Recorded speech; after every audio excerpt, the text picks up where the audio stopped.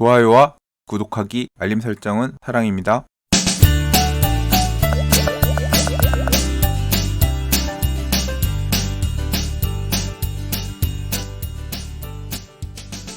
안녕하세요. 반갑습니다. 부동산입니다. 2020년 1월 9일 목요일입니다. 문재인 대통령 신년사에서 부동산 시장 안정화를 위해서 부동산 투기와의 전쟁을 하겠다고 선포하시기도 했고요. 다음날 김상조 청와대 정책실장은 필요하면 앞으로 가능한 모든 정책을 다 동원해서 부동산 시장 안정화를 깨야겠다. 부동산 시장 안정은 문재인 정부의 경제정책 최우선 순위에 있다고도 말했습니다. 그리고 재건축 초과이익 환수제 관련된 소식이 몇 가지 있고요. 경매 시장 관련된 기사도 눈에 띕니다. 오늘의 부동산 뉴스들 몇 가지 읽어보도록 하겠습니다.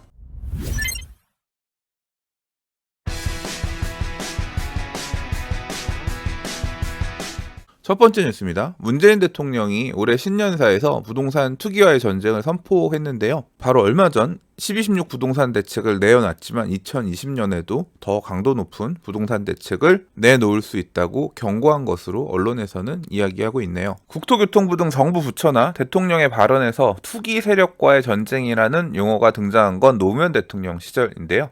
2005년 2월 달에 노무현 대통령 당시 취임 2주년을 맞아 국회를 방문해 국정연설을 하면서 부동산 문제는 투기와의 전쟁을 해서라도 반드시 안정시킬 것, 투기 조짐이 있을 때는 모든 수단을 동원해 막겠다고 언급했다고 하는데요. 당시에도 이런 발언이 있고 나서 6개월 뒤에 역대급 부동산 대책이라고 평가받는 831 부동산 대책이 나오기도 했습니다. 그렇기 때문에 12.16 부동산 대책에도 불구하고 만약 시장이 불안한 모습을 보인다고 하면 더욱 강력한 부동산 대책이 나올 수 있을 거라고 예상이 되는데요. 일단 신년사에서 문재인 대통령이 부동산 관련해 언급한 짧지만 강력한 신호를 부동산 시장에 보냈는데, 부동산 시장의 안정, 실수요자 보호, 투기 억제에 대한 정부의 의지는 확고하다며 부동산 투기와의 전쟁에서 절대 지지 않을 것이다. 주택 공급 확대도 차질 없이 병행해 신혼부부와 1인 가구 등 서민 주거 보호에도 만전을 기하겠다고 덧붙였다고 합니다. 주택 공급에 대한 언급이 있었고요. 신혼부부 1인 가구 등 주거 안전망 확보에 대한 이야기도 포함이 됐습니다. 때문에 방향을 유추해보자면 굉장히 강력한 규제책, 억제책이 추가적으로 나올 수 있을 것이라고 생각되고요. 그와 더불어서 신혼부부들은 조금 대접받는 그런 정책들이 항상 보완적으로 나오지 않겠냐 싶습니다. 어떤 규제가 더 나올 수 있을까? 일단 언론에서는 재건축 규제 강화로 재건축 연한이 강화되는 부분들, 지난 12.16 때 안 나왔으니까 이런 부분이 좀 추가적으로 나올 수 있을 것이라고 보고 있고, 전체적으로 보유세를 조금 더 강화하는 그런 목소리가 정책에 반영될 것이다, 그런 얘기가 있네요. 이번에 서울시에서 기자 간담회에서도 밝힌 부동산 가격 안정화 대책은 보유세 강화와 공시가격 현실화였죠. 그리고 12.16 부동산 대책에서는 규제 지역이 확대되는 부분은 없었습니다. 민간택지 분양가 상한제 적용 지역만 서울 수도권을 중심으로 확대가 되면서 분양가 안정화를 꾀하려고 하는 그런 노력이 들어갔을 뿐, 투기과열지구 확대나 조정 대상 지역 확대는 없었거든요. 그래서 만약에 12.16 부동산 대책 이후에 추가 대책이 나온다고 하면 아마 다음 대책에는 이러한 규제 지역 확대가 바로 뒤따르지 않겠냐 개인적으로 생각하고 있고요. 2019년 하반기부터 전월세 가격 불안에 대한 내용들이 언론에 많이 나오고 있는데요. 전세 가격이 불안한 모습을 보인다, 이런 이야기들 언론에 계속 회자되면 아마도 전월세 상한제라던가 계약갱신 청구권 등과 같은 임차인을 보호하기 위한 임대 가격을 안정화시키기 위한 정책이 뒤따르지 않겠냐 생각합니다. 그런데 만약 임대차 보호 대책이 나온다고 하면 저는 무엇보다 어느 수준까지 어떻게 입법할지가 가장 궁금합니다. 이제까지 나왔던 대책들을 보면 항상 예상을 넘어서는 그런 부분들이 있었거든요. 예를 들어서 계약갱신 청구권이든 전월세 상한제든 앞으로 법률이 개정되고 나서의 임대차부터 적용된다라고 하면 항상 우려하는 게 있잖아요. 전월세 가격이 급등할 우려가 있다. 만약 그런 부분을 잠재우기 위한다고 하면 기존의 부동산 대책이 나오기 이전에 계약되었던 임대차 계약에도 소급해서 적용한다든가 이런 형태의 부동산 규제도 충분히 나올 수 있지 않겠냐, 그런 생각이 드는데요. 예전 같았으면 불가능하지 않을까 생각했던 부분이긴 한데, 최근에 민간택지 분양가 상한제나 재건축 초과이익 환수제의 합헌 결정 때에도 부동산 시장 가격 안정이라는 공익이 재산권 침해로 발생되는 사익보다 크다, 이런 스탠스였거든요. 저의 이런 슬픈 예감이 틀렸으면 좋겠는데 어쩔라나 모르겠습니다. 제가 올해 첫 영상에서 새벽하늘님과 경매 관련해서 서울 수도권 부동산 시장 관련해서 이야기를 나눴었는데요. 그 내용에서도 포함됐던 얘기입니다. 경매로 부동산을 취득할 때는 자금 출처 증빙 의무가 없지요. 12.16 부동산 대책에서는 이 내용이 훨씬 강화가 되었고, 이렇게 첨부된 증빙 자료들을 토대로 해서 그 과정에서 불법이 없었는지, 불법적인 자금 조달이 없었는지 등등을 본다고 했습니다. 자, 그런데 경매는 일반 아파트, 부동산 매매와 달리 부동산의 소유권을 취득하는 방식이 다르죠. 그러다 보니까 경매는 일반적인 아파트 매매처럼 자금 출처 증빙 하지 않아도 되고, 그렇기 때문에 굳이 일반 아파트 매매에 비해서 경매 낙찰가가 싸지 않다고 하더라도 비슷한 가격이면 오히려 경매가 더 유리할 수 있다. 그런 이야기입니다. 자, 아무튼 이 기사는 12.16 대책 이후에 경매 낙찰 가격에 대한 이야기인데요. 12.16 대책 이후 강남권 소재 아파트는 법원 경매에서 낙찰가율이 대부분 100%를 넘고 있고, 서초구 서초 4차 현대 아파트 전용 52제곱미터 아파트는 감정가가 7억 1,300만 원이었는데 2억 5천만 원 이상 높은 9억 6,888만원에 낙찰이 됐고, 개포동 경남 아파트나 서초구 삼풍 아파트 등이 감정가격보다 조금 높은 수준에서 낙찰이 되었다는 이야기입니다. 경매의 경우에 이렇게 자금 출처 증빙 의무가 없다는 거 많이 알려져서 경매 쪽으로 사람들 많이 몰려가고, 시끄러워지면 또 이 경매 쪽도 자금 출처 증빙 의무 추가하려나요? 잠실 진주아파트 조합에서 조합원들에게 우리는 물리적으로 분양가 상한제를 회피하기 힘들 것 같아요. 분양가 상한제 적용을 받으면서 분양을 해야 될 것 같은데 어떤 방향이 더 유리할까 고민을 해봤더니 2023년에 후분양하는 게 개중 가장 유리할 것 같아요. 이렇게 안내문을 보냈다는 기사입니다. 기사 내용을 조금 살펴보면요. 건물 철거와 특별건축구역 지정에 따른 건축심의 등 인허가 업무 일정상 4월 말 안에 입주자 모집 승인을 받는 것은 물리적으로 불가능하기 때문에 분양가 상한제는 못 피할 것 같다. 그런 이야기고요. 만약에 분양 일정을 맞출 수 있다고 하더라도 HUG 주택도시보증공사의 고분양가 심사 기준을 적용받기 때문에 지난 몇 년간 송파구에서 분양했었던 송파구 풍라 무성아파트 재건축, 잠실 올림픽 아이파크죠. 그리고 송파구 거여 2-1구역 재개발, 송파 시그니처 롯데캐슬 이야기죠. 여기 분양가가 평당 2,600만 원 선이었기 때문에 주택도시보증공사의 고분양가 산정 기준에 따르면 죽었다 깨내도 우리는 3천만 원 이상 일반 분양가 책정하기 어렵다. 고 봤습니다.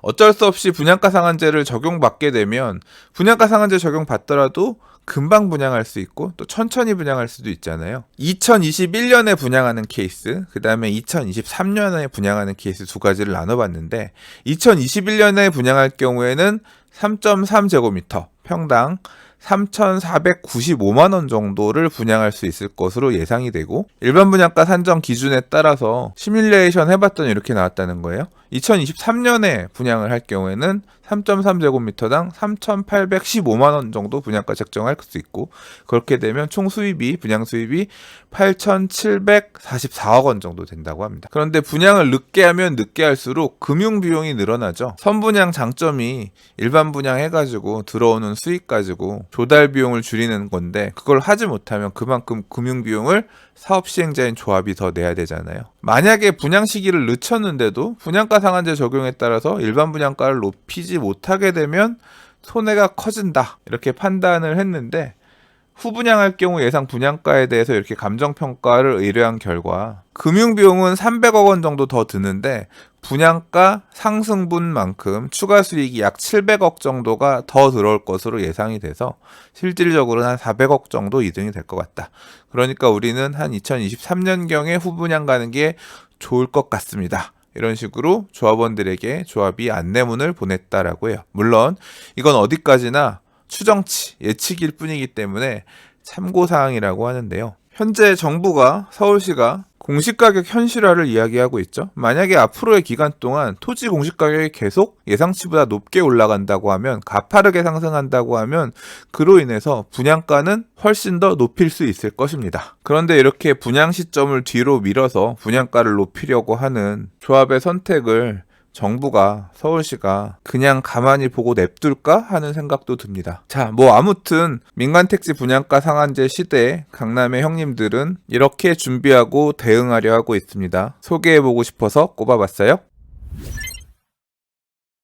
재건축 초과이익 환수 제도 자체가 위헌이다. 이거 심판해주세요. 헌법소원 심판을 낸 당사자가 바로 이 사진에 보이는 한남연립을 재건축해서 지은 한남동 한남8학원 아파트입니다. 자, 그런데 앞서 기사에서도 읽었지만 재건축 초과이익 환수제는 합헌 결정이 났지요. 그렇기 때문에 앞으로 이 재건축 조합의 조합원들은 재건축 부담금을 납부해야 됩니다. 그래서 이 재건축 초과이익 환수 금액을 내게끔 하려고 봤더니 이 아파트 조합원의 절반가량이 이미 집을 팔고 거주지를 옮겼고 이 재건축 사업을 이끌었던 조합장들도 2년, 3년 전에 떠났다라고 합니다. 아직 정확한 금액은 정해지지 않았지만 2012년 9월 당시 통보된 17억 2천만 원에다가 늘어난 이자 등을 포함해서 20억 원 이상이 아마 재건축 초과이익 환수금액, 재건축 부담금으로 징구될 것 같은데요. 문제는 그 돈을 낼 사람들을 찾기가 쉽지 않다. 뭐 이런 얘기죠. 일반적으로 재개발, 재건축 등 정비사업으로 발생한 청산금, 남는 돈이 있다거나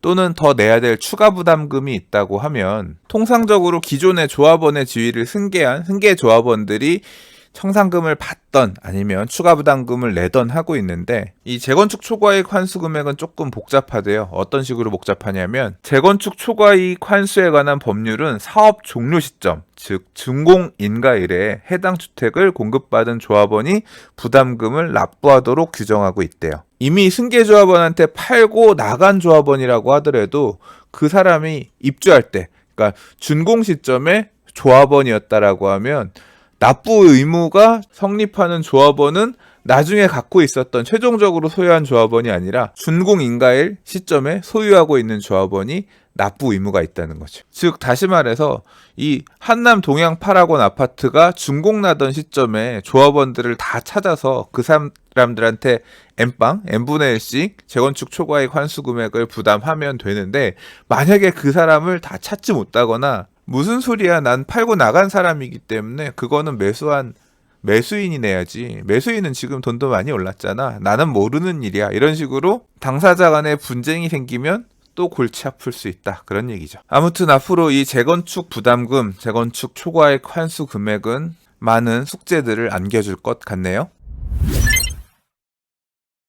정부 등이 지금 추진하고 있는 공시가격 현실화가 재건축 초과이익을 부풀리게끔 한다. 때문에 공시가격 형평성을 맞출 필요가 있다. 이런 주장이 제기됐습니다. 재건축 부담금은 사업 시작 시점 그리고 사업이 마무리되는 준공 시점 이 양 시점의 공시가격 차액에서 사업에 소요된 비용들을 빼고 정상적인 주택가격의 상승분을 빼면 이게 재건축 사업을 통해서 발생한 초과이익이다. 그래서 그 금액이 일정 금액을 넘어가면 일정 퍼센트로 초과이익을 환수하게 되는 그런 구조인데요. 때문에 사업 시작 시점의 가격 그 다음에 사업이 마무리되는 준공 시점의 가격이 형평성 있게 반영이 돼야 됩니다.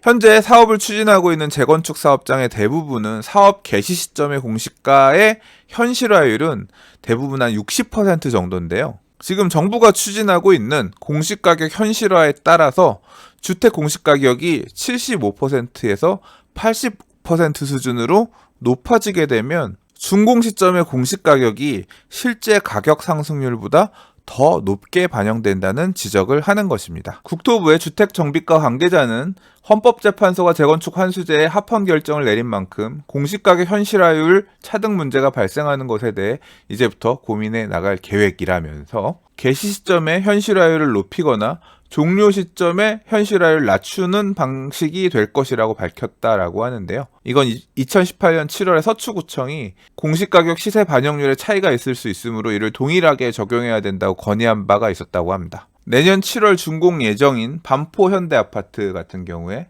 이 공시가격 현실화율에 대한 비율이 형평성 있게 제대로 반영되지 않으면 상황에 따라서 3억 원에서 6억 원까지 추가 개발 이익에 대한 부담금을 더 내야 되는 상황이 될 수 있다고 합니다. 그래서 이 기사에서 보면 국토부가 논란이 커지자 재건축 부담금 제도를 개선하는 것을 검토하겠다. 뭐 이렇게 했다고 아까 코멘트까지 나왔는데요. 어제 다른 언론사에서 보도한 기사를 보면 국토부 관계자는 재건축 부담금 부과 징수는 지난해 12월 헌재에서 합헌 결정이 나면서 논란이 해소됐고, 공시가 현실화와 재건축 부담금과 연관된 정책 변화는 현재 검토하지 않고 있다고 말했다고 합니다. 공시가율 형평성 맞추는 부분에 대해서 재산 정하는 부분 아직 검토하고 있는 바 없다, 이렇게 딱 선 긋고 나섰다고 하네요. 자, 오늘 준비한 뉴스는 여기까지입니다. 오늘도 봐주셔서 들어주셔서 감사합니다. 내일 다른 부동산 뉴스와 이슈로 인사드리도록 하겠습니다. 감사합니다. 부동산이었습니다.